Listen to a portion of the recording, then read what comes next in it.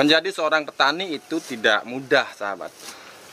Saya pernah bekerja kantoran, tapi tantangannya tidak seberat kita menjadi petani full seperti ini.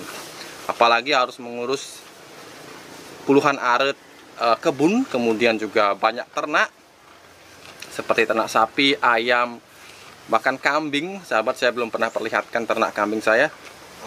Akan tetapi seperti itu. Kesibukan di kebun luar biasa. Saya sangat bersyukur karena saya bisa men-share ini dalam video, kemudian menguploadnya di YouTube seperti itu. Akan tetapi mohon maaf apabila tidak semua kegiatan bisa saya rekam. Seperti yang saya sampaikan dulu, tidak ada tenaga untuk secara khusus merekam kegiatan saya. Seandainya ada, pasti banyak sekali kegiatan yang bisa saya rekam. Banyak sekali tips dan trik dalam beternak, dalam mengurus kebun yang bisa saya berikan ke sahabat. Kemudian di kolom komentar banyak yang sahabat yang bertanya, Pak, saya mau jadi petani sukses, saya mau jadi petani yang bisa berhasil, syaratnya apa? Seperti itu. Nah, syaratnya adalah diri sendiri ya, ketekunan, kemudian keteguhan hati, prinsip, dan tekad untuk membuat lahan kita bisa produktif, untuk membuat lahan kita bisa profit seperti itu. Karena sebenarnya lahan 10 kali 10 meter pun bisa menghasilkan profit yang bisa menghidupi sahabat apabila sahabat cerdik, mampu dari memproduksi dengan cara yang murah sayur-sayuran, kemudian menjual dengan harga yang baik. Maka tanah sesempit apapun akan menghasilkan profit yang mampu menjadi nafkah bagi sahabat. Oke, pada hari ini, pada kegiatan di pagi hari yang cerah ini, walaupun sedikit berangin, saya ingin men-share satu lagi pupuk luar biasa, pupuk rahasia, yaitu NPK. Akan tetapi dulu di video sebelumnya saya mendemonstrasikan cara membuat NPK organik dengan menggunakan kombinasi dari kotoran ternak, kotoran bebek dengan limbah sayuran yang saya berikan di kandang, kemudian saya panen seperti itu. Akan tetapi pada kesempatan di pagi ini saya akan memberikan resep NPK organik cair dengan berbahan full nabati, jadi tidak menggunakan satupun campuran dari kotoran ternak, jadi full nabati. Nah, apa resepnya, apa bahan-bahannya, ini sangat mudah sahabat. Disaksikan video ini tetap di channel ini, karena sebentar lagi saya akan demonstrasi bagaimana cara membuat NPK organik full nabati.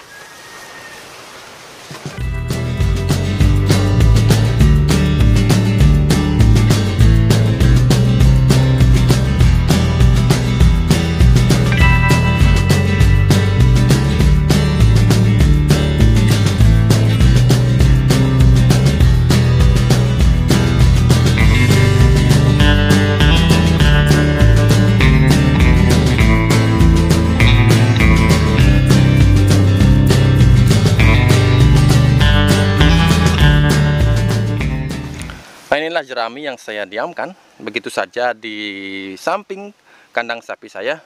Jerami ini akan membusuk dan kemudian akan menjadi pupuk seperti itu. Tetapi jerami memang lama sekali prosesnya, sahabat. Bisa sampai 3-4 bulan. Karena rasio C berbanding N atau rasio massa karbon berbanding nitrogen itu sangat tinggi dan mengakibatkan lamanya proses pelapukan. Pada tahun 1970-an, saya belum lahir.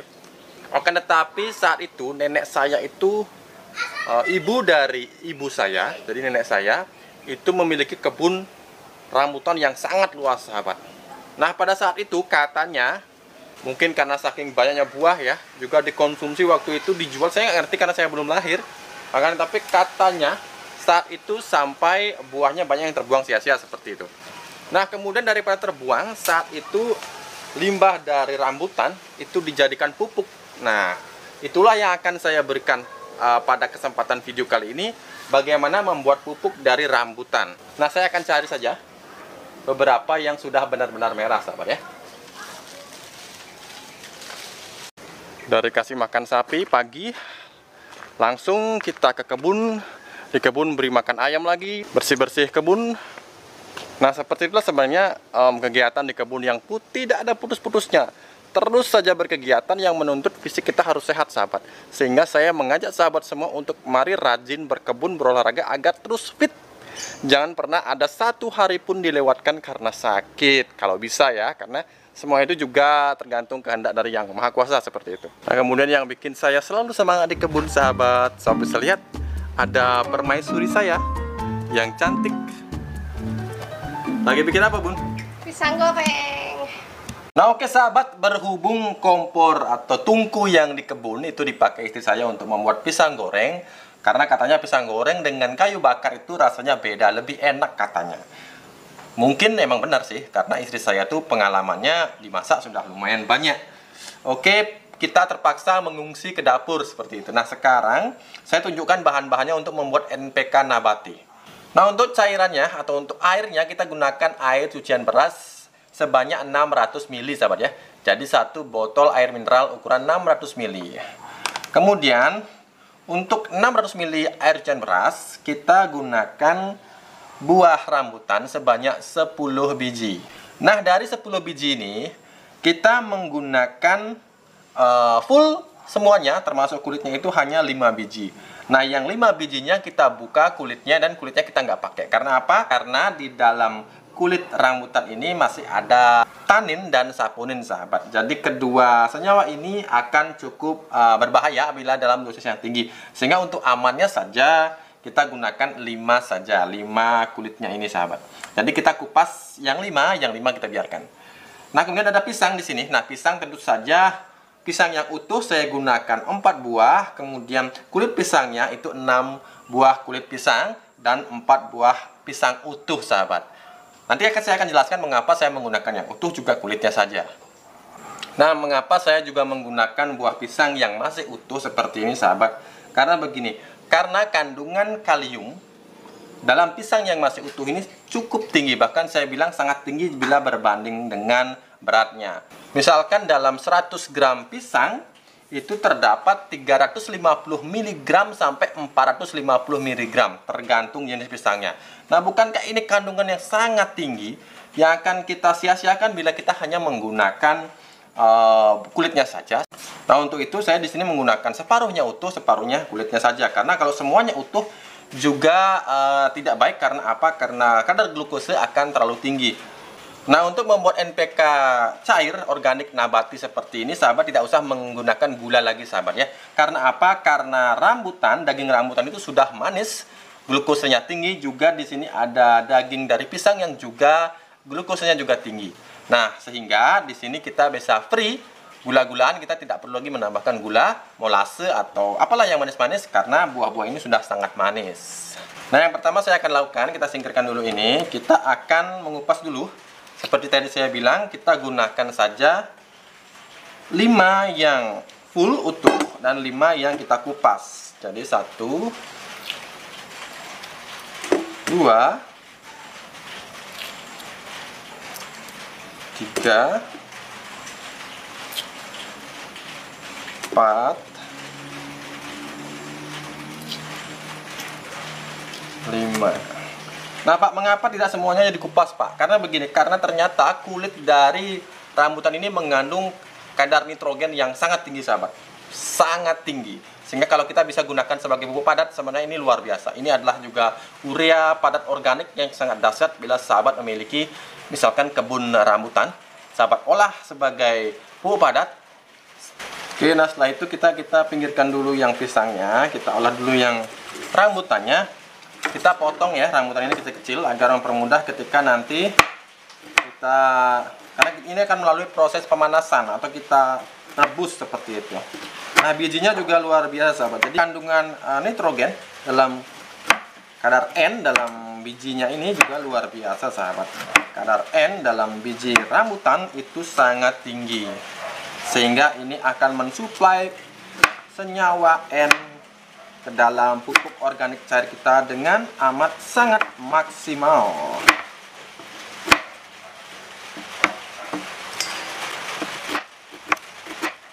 Ada yang ngomong, wah itu hostnya Bali Organik TV itu asal aja masak biji rambutan mengandung nitrogen. Nah begini sahabat, dari penelitian Badan Statistik Produksi Hortikultura tahun 2014, nah, sahabat biar tahu juga ini ya, ternyata biji rambutan ini juga mengandung kandungan protein sebanyak 12,40% sahabat.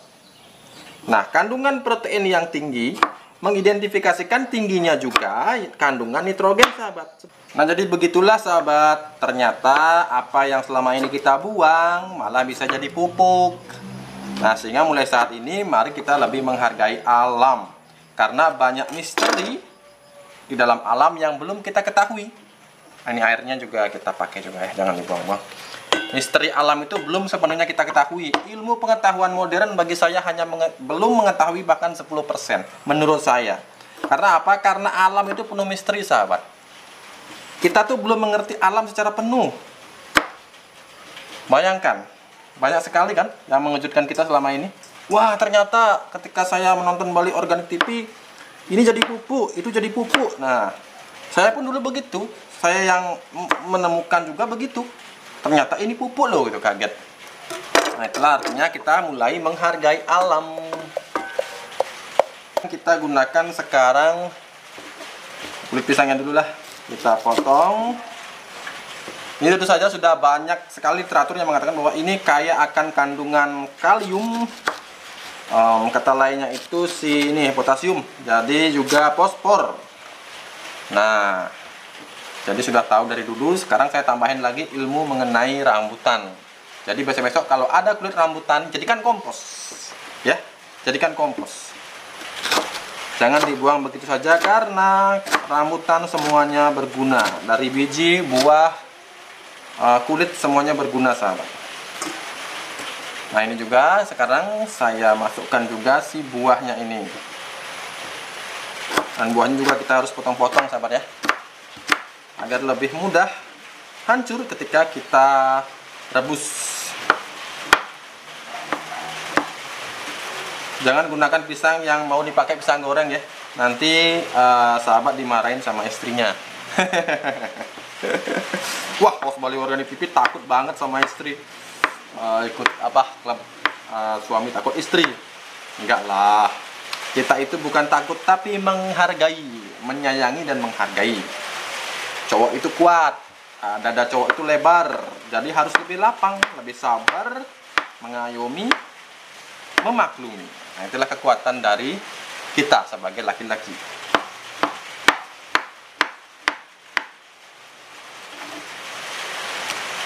Nah oke, ini semuanya sudah masuk dalam mangkuk. Sekarang kita rebus dulu sahabat ya. Kita panaskan agar semua nutrisinya bisa lebih luruh atau lebih apa ya, diserap oleh si air cucian beras ini sahabat. Nah oke sahabat, yang pertama kita harus tuangkan dulu air cucian berasnya sahabat.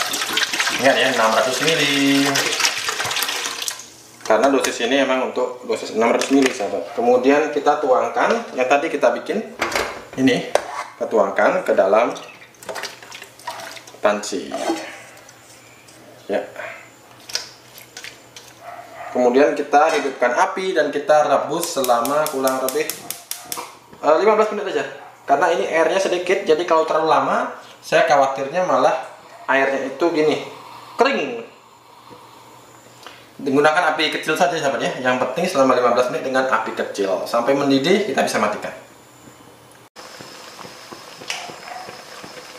Nah oke sahabat, ketika sudah mendidih seperti ini, sahabat bisa matikan apinya. Matikan apinya ya sahabat ya.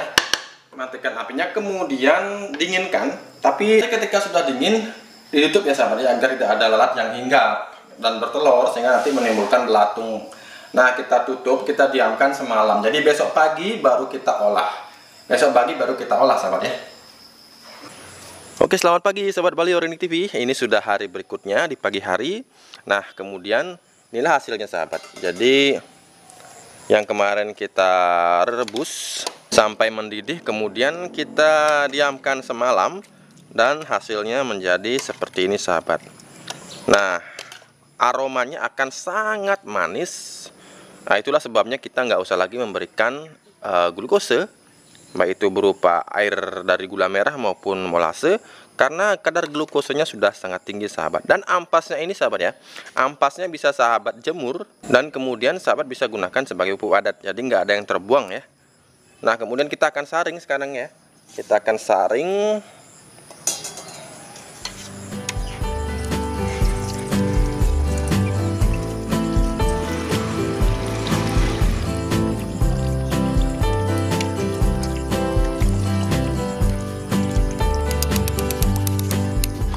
Nah, oke sahabat, jadi seperti ini hasilnya. Jadi agak kental ya. Jadi kan agak kental karena memang kita diamkan sehari. Jadi sari-sari dari ini bahan-bahan yang kita masukkan kemarin itu sudah luruh semuanya ke dalam cairan air cucian beras. Nah, inilah yang akan kita sekarang campurkan dengan menggunakan satu tutup botol POC atau E4. Bila sahabat belum memiliki POC dari air cucian beras, bisa menggunakan E4. Hanya sejumlah 5 mili berbanding dengan 600 mili larutan yang kita buat. Nah, sahabat bisa gunakan E4. Nah, kali ini saya akan menggunakan E4 karena kemarin banyak yang bilang saya belum punya POC Pak, bisakah saya gunakan E4? Ya, sangat bisa sahabat. Saya sekarang akan gunakan E4. Untuk 600 mili air kita bisa gunakan 5 mili saja. Jadi nggak sampai 1 tutup botolnya ya, setengah tutup botol. Tambahkan seperti itu, kemudian kita aduk. Ini sangat kelihatan kentalnya sahabat ya. Nah, itulah fungsinya kita merendam sampai 1 malam setelah kita rebus sampai mendidih kemarin malam. Kita biarkan semalam dan hasilnya seperti ini. Kita sekarang masukkan ke dalam wadah sahabat. Nah, ini kebetulan nggak ada corong, saya gunakan corong dari daun pisang.